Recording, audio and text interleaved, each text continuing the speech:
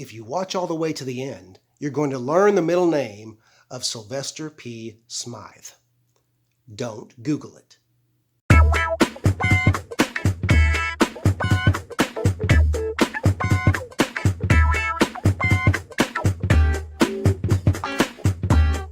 Hey, thanks for watching Four Color Commentary. I'm Mark Allen, back with another video about various things that I have acquired, comics related, of course. And anyway, just glad to be here. Thanks for watching. Let's see, first thing, in the 90s, I tried to be a Hot Wheels guy. Now, I've been a comic book guy, as most of you know who watch this channel, since I was a child. 40 plus years collecting comic books. Collecting, not just acquiring, but 40 years. I was about 12 or 13 when I started using the bags and boards and that kind of thing. But so anyway, in the 90s, for some reason, I started going after Hot Wheels cars. And man, if you don't know anything about Hot Wheels collecting, that's a whole other thing. Chasing down, treasure packs and special cars and all this kind of stuff. So I quickly got out of that. However, one of the things I continued to do was I continued to pick up Batmobiles whenever I could, which is pretty much every year, whenever they roll out another Batmobile, no pun intended. But pretty much that's every year, if not a couple of times a year. Well, my sons actually turned me on to the newest one to show up, and I actually found it at a Dollar General store, and just now saw them at Walmart just today. But it's this one. It's the blue, and I believe that's the Batmobile from the Batman cartoon where the Joker had the dreadlocks. Okay, that's how the dreadlock Joker Batman cartoon. But anyway, I like the blue. I like the style and everything. Kind of very sleek. So anyway, that's kind of cool. So that goes in my Batman collection. That will come out of the package, just so you know. It'll come off the card because I am that kind of collector. All right, I want that thing where I can enjoy it. It'll probably go up with some other die cast and whatnot. All right. Also, you see over here over my shoulder, you remember a Hellbat suit Batman that I got for Christmas for my kids because I saw it. Even though, again, action figures was another one of those things. I used to be into action figures, but it just got to be too much with the comics and all that kind of stuff. My wife started giving me the look. And so when you get the look, you know something's got to change. You guys know what I'm talking about. You don't sit there and say, no, I'm in control. No. If mama's not happy, ain't nobody happy. Okay? So I'm very limited, careful on my action figure acquisitions these days. But I did find another one of those DC Multiverse Batmans that I just had to have. It's not the traditional Azrael Batman. It's actually from one of the Elseworld stories, but it's a beautifully sculpted, amazing looking Azrael Batman. I love the clawed gloves, the sword, everything about it. Just the sculpt, the black and gold just works so well. And so anyway, couldn't pass him up. But man, the price point on action figures these days. I remember when I was there at the beginning when Toy Biz first rolled out, Toy Biz and Marvel, I should say, first rolled out the Marvel Legends line. And $6.98 or $6.89 or $6.77 price point, somewhere in there, $6 and change, just under $7. Now they're $20 a piece. Granted, been like 20 years ago, nearly, and we're right at. But anyway, that's the way it goes, I guess. That's just the way it goes. I feel like I'm looking at myself in the camera. I feel like I'm kind of slanted. I hope y'all don't mind too much. Okay, so anyway, just sold an Action Comics number 9, New 52, on eBay. First cover appearance, second full appearance of Calvin Ellis, President Superman, I call him. The Black Superman, who's also president on his world. I had no idea that thing was heating up like it is. I've been spotty on my comic book news, movie and TV stuff going on, and so the thing sold for $41.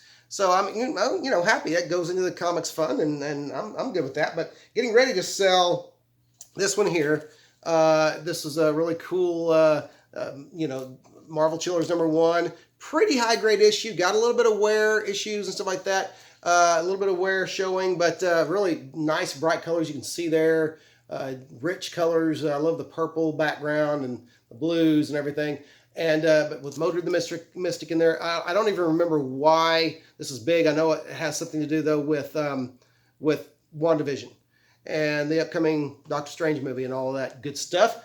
But that one just went up last night, and it's already got some bids on it. Tell you a little trick, if you don't know this already, when you are selling a book on eBay, and you're just satisfied, I'm always satisfied to do the auction. I never do a set price. And as you know, most of the books I get that I flip, I find in dollar boxes, $1 to $5 boxes. And, you know, so, but I always put a buy it now price on there, and it's never an outlandish buy it now price. But as some of you who are eBay hounds know, okay, or eBay veterans, you put that buy it now price on there, especially if it's a good price. I mean, high grade copies of that have gone for as much as $80, $90. They seem to kind of settle in the $50 to $60 range if they're high grade copies, from what I've seen. This one, you put a buy it now price. I think I put a buy it now price of $50 on there, and somebody always, I mean, one time out of 10 maybe, somebody goes ahead and buys it now because they really want it. But generally, you get somebody make that first bid because they know, you know, okay, well, there's a chance they could go for less than $50, so I'll go ahead and bid on it. Okay, the last book I did that way, and ended up going for much more than the $50 I buy it now I put on it. And that person was probably thinking, oh, I should have just bought it for $50. But anyway, just kind of a little tip, putting that buy it now on there and a decent buy it now price will get somebody either to buy it now or it will hurry up that first bid. And it was just a $5 bid. So anyway, watching that for the next week to see how that does. Another find, this was a flea market find yesterday. It did stop at a flea market for just a few minutes. Actually found a book that's heating up quite a bit, a Static #1. Okay, I've already pressed it, and it's in really nice shape. Got some good sharp corners, good color, good gloss. But it was actually one that was still, it was bagged. It was in the bag. And you say, well, Mark, why didn't you leave it in the bag? Well, because the bag has kind of that grimy kind of feel, you know, like it's been sitting in a warehouse or in someone's attic or in someone's basement or something like that. It just had that, had that feel. So I took it out. I thought, well, I'm going to liberate the contents. I'm going to go ahead and sell the other stuff that was in. Of course, as you know, it was bagged with a cardboard, illustration talking about who Static is and who Virgil Hawkins is. Has the card. I'm going to go ahead and include these in the auction, and it has the two posters. I was impressed with the poster of Static. The other poster, let's see which one I open up first. I don't know. I don't even remember. The first one had different. Okay, there's the Static poster, just like the cover of the book. It's really kind of cool. And I'm going to go ahead and put that in the auction with it. Now, they'll get everything that is in the bagged, version. But then there was this one, which is kind of, it's kind of interesting, but it has, I don't know, it looks like I don't know if they issued many of these and they were like a puzzle. You're supposed to get all the #1 issues and then you put puzzles together or something. That's what it looks like. Because it's all kind of askew there. You don't, you have icon is split into two different images, and it's just weird. But anyway, hey, it is what it is. I'll put those in there with the Static issue, and they'll go together on eBay. So doing the old press and flip, as you know I want to do. So anyway, there's that. A few dollar books, and this one is funny because I bought this book in the dollar box a weekend, 2 weekends ago. Not this last weekend, but the weekend before. And this one just popped up on Key. What is it? Key. What's the app called? Key something. Key. My mind is going. But anyway, I say that every video. My mind is going. I forget things I want to say.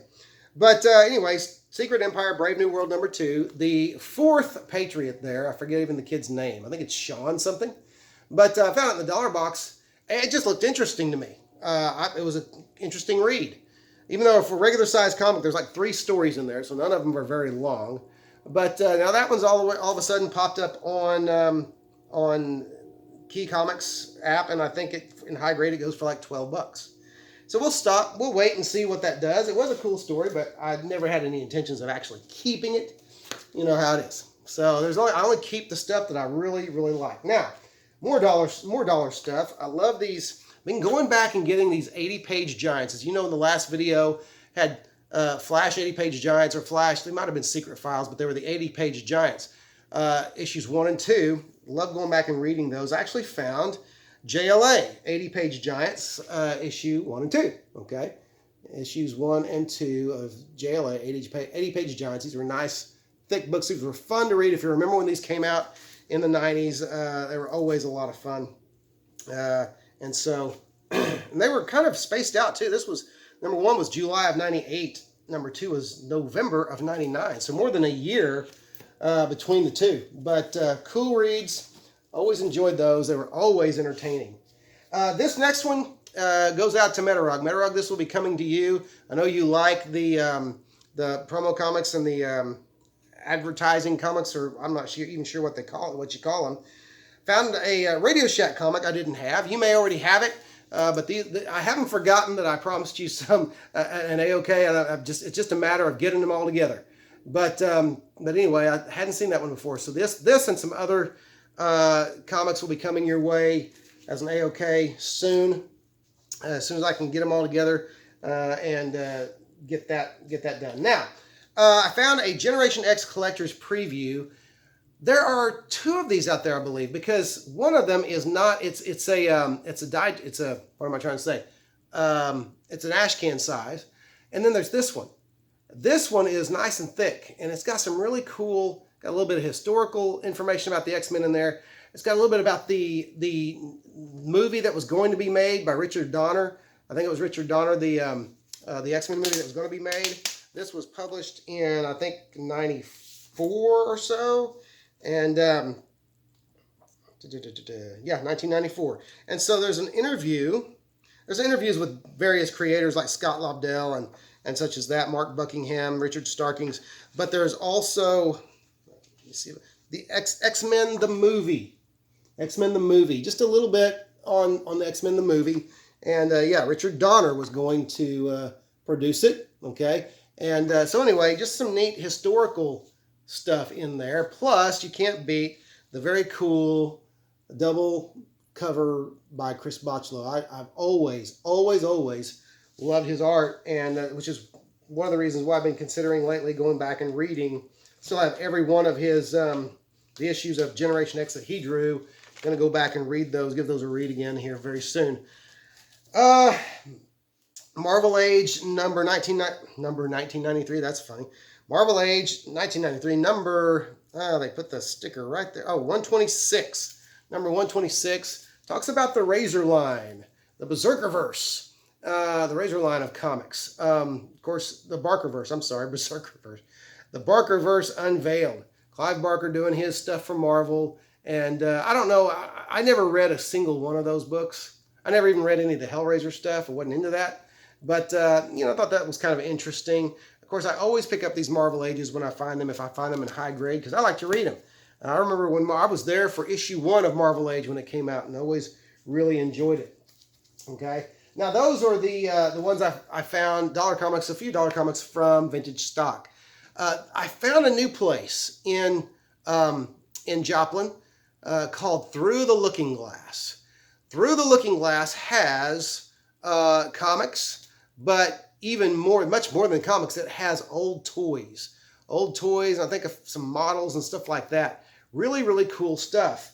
Everything from superhero stuff to G.I. Joe stuff to Godzilla stuff, Star Trek, Star Wars, all of that stuff. A very cool shop. But I did find these comics there. These were not dollar comics, but they were all really very fairly priced and stuff that I love. First of all, old Golden Age Marvel reprints in Fantasy Masterpieces, number 3. I already have numbers 1 and 2, and then number 4. Love those covers, those Kirby covers. These are all, of course, as you know, Golden Age Marvel reprints, more timely reprints. And so really fun stuff. Found also an issue of Green Lantern. I don't buy a lot of Green Lantern, though I like Joe Staton's art. And I believe this was, I'm trying to think of who was writing at the time. I want to say Jerry Conway, but that doesn't, I'm not sure if that's right or not. No, Steve Englehart. Okay, Steve Englehart. Steve Englehart and Joe Staton, Green Lantern number 195. Now, I picked it up because it's somewhat seminal story where Guy Gardner gets the Green Lantern ring back, okay? He is reinstated as a Green Lantern. I really enjoyed the Guy Gardner character in the 90s. Really, really enjoyed him. Late 80s, early 90s. When he became an antagonist, he was a hero, but still an antagonist toward Hal and toward a lot of the other Green Lanterns. Just bad attitude Green Lantern, bowl cut Green Lantern, whatever you want to call him. But in this one, he gets the ring back. I realized he was introduced in the Silver Age, but I just thought I always liked this cover, and I've never seen it in the wild. I'm not saying that's rare. I never go through Green Lantern comics that much. And if I do go through Green Lantern comics, it's in dollar boxes, and you never see this one in the dollar box. I paid $2 for it, and I thought it was a good deal, very high grade. So I was happy to get that, and can't wait to read that story because it's a Guy Gardner story that I've never read. All right. Also, all the rest of these are from Through the Looking Glass. Found another Infinite Crisis sketch cover. I believe that's an Ivan Reisman. I'm not sure if that's right or not. Sketch cover, but anyway, beautiful sketch cover. Has kind of a Jim Lee-ish look, but it's not Jim Lee. But Superboy Prime there in his armor. Very beautiful sketch cover. I don't even know what it's doing. I think I paid around $2 or $3 for it. I don't know what it's doing. I got it because I want it, and I like those sketch covers. This is a piece of nostalgia. This is Marvel Team Up featuring Spider-Man and Daredevil. It's Marvel Team Up number 73.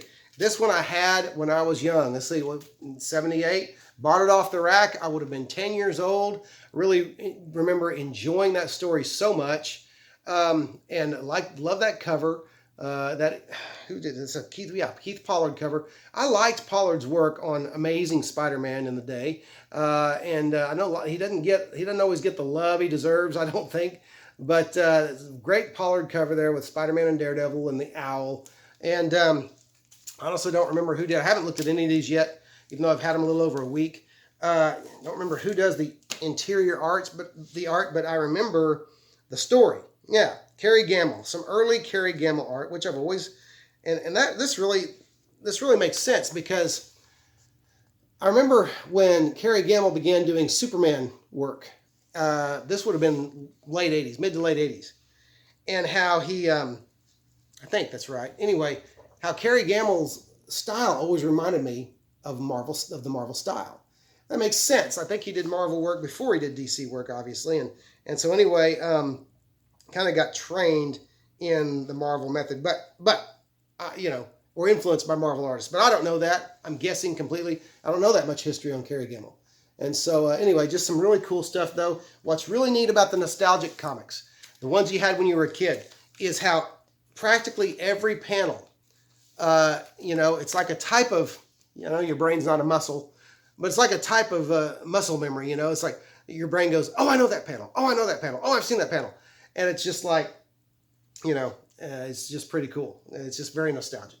Takes you back, okay? They say that smell is the sense that more than any other sense triggers memory, but I'm not sure about that. As a comic, I know smell does, but I'm not sure about that as a comic reader. But anyway, I digress, as I often do. I did speculate. I speculated. No, naughty, not supposed to speculate, but I did. And I didn't speculate for $1. I speculated for $4. But this was, well, no, I'm not even gonna go there. This is not even a comic that I was gonna read. But I saw this comic, and I happened to remember just that day that there was speculation about whether or not these characters were going to be used in Marvel's new invasion of the Skrull invasion storyline. Whether that's going to be big screen, small screen, or both, I'm not sure. But the way Marvel's going these days, probably both. But I went ahead and picked up for $3.99 Meet the Skrulls #1 because I thought, okay, well, I'll read it. How bad can it be? And if they ended up using them in the movie, that much the better, or a movie, that much the better. And so, yes, went speculating. I did at $4.99. I think I paid about half or less of what it's already going for on eBay. But I'll read it first, and then probably sit on it for a while and see what happens. And then this is the last thing that I'm going to share. This is so cool. I'm really happy to have found this. This was not on my radar. This is a humor magazine, and humor magazines were never really on my radar that much. I know very little about the history of them. Um, Except I know that Mad Magazine is tied in with EC and all of that kind of stuff, but as far as its origins. But in 1958, after Mad had already been going for a little bit, this book, another magazine came out called Cracked. Of course, you know that. Cracked was kind of the going up against Mad. It was one of many imitators that Mad produced out there, or that Mad didn't produce it. Another comic company produced it, or magazine company. But it, imitation, they say, is the sincerest form of flattery. And so Mad was complimented many times by different crazy humor magazines that came out, Crazy being one of them. Cracked was which is what this is. Cracked, it was the one that seemed to stick around for the longest. And it actually it stuck around until the 90s, and then I think early 2000s became kind of spotty. Now, this is not my area of history, I'm building up to tell you something kind of interesting here. But the magazine finally, I think it was in 2006, it was revived one more time, and then I think it folded in 2007. But I may be wrong about that. But here's the neat thing. There is a website. You may have already known this, but I didn't know this. There is a cracked.com website that still uses, and I looked it up just right before I did this video. It doesn't seem to have anything at first glance to do with the humor magazine or comic strips or anything, but it has the cracked title up in the corner, top left-hand corner of the site. It looks like a weird news magazine or a weird news site. Nebraska officials have some serious beef with Colorado's meat-free initiatives. A very corporate Sweet 16 gift for the office's biggest flans. Flans? I don't know if that's supposed to be fans, but it's Flans. Jell-O celebrates the office's 16th birthday with stapler Jell-O prank kit. Anyway, that's what's okay. So it sounds kind of cracked, but I don't see any kind of comic strips or anything on it. Anyway, you might go and just check it out, cracked.com, and just see what it's all about. All of that is to say, I picked up a Cracked magazine. I've never picked up a Cracked magazine. That sounds kind of weird. I hope nobody just brings up this video, hears that part, and goes, oh, and then gets off real quick. Because I'm not talking about drugs here. I'm talking about the cracked art of John Severin. The cracked art, you're like, man, Mark, could you have made that introduction any longer? It's 5 minutes of your life you'll never get back again. But the cracked art of John Severin. I love John Severin's art. I've always loved John and Marie Severin's art. Their art's very similar. They obviously influence, I believe he's the older of the two, but they obviously, as brother and sister, influenced each other quite a bit. But this is just a lot of his, this is a lot of his cracked art, art that it's humor stuff. It's not dramatic comic book stuff, but it's so Severin. He has one of those styles that even if he's doing it kind of crazy, even if he's doing the humor stuff, you can tell it's Severin. Okay, you can tell it's Severin, but it's so good and it's so entertaining. So I can't wait to, even though it's humor magazine, even though I've never really been into them, this is a piece of history, because this is the thing. I looked for this right after I knew that whenever I bought this, it's like, this is for me. This will stay in my magazine box for a long time. One day when I'm gone, my kids will pull this out and go, what in the world did Dad have this for? But here's the thing. I looked on eBay, and there wasn't even, now this was over a week ago, there wasn't a single issue of this on eBay anywhere, okay? And then I went to Amazon, and there was one, and they wanted $50 for it. So it's, all of that is to say it's rare, okay? This is something I have never seen in the wild before. It's the first time I ever saw it. And so anyway, the cracked art of John Severin, it just says the cracked art of Severin, but it's John Severin. It's really cool stuff. By the way, here's a little piece of trivia I just learned. Smythe was this character's name. Sylvester P. Smythe. You know, you had Alfred E. Newman from Mad, and when Cracked rolled this out, Sylvester P. Smythe was the mascot's name. Now, unlike Alfred Newman, sometimes Smythe spoke, and He even appeared in the magazine in different strips and interacting in different goofy stories, stuff like that, as I understand it. But here was what was really cool, I thought. Toward the end of the magazine, they had a reader contest who wanted to give a middle name to Sylvester P. Smythe. What did that P stand for? Well, they let the readers pick. And what they finally came up with, what a reader finally came up with, and you're about to learn the middle name of Sylvester P. Smythe, and it is Phooey. Yeah, Phooey. Sylvester Phooey Smythe. Sylvester P. Smythe is Sylvester Phooey Smythe. So there's a piece of history you didn't know, or maybe you did, but I bet all of you didn't know it, and I bet even half of you didn't know it. Anyway, who cares? Hey, I'm done. So thanks for watching Four Color Commentary. If you haven't subscribed, go ahead and do that. And if you have, thanks for doing that. Like the video, comment on the video, even share the video if you want. But whatever you do, come back next time for our next video. Thanks for watching, and we'll see you then.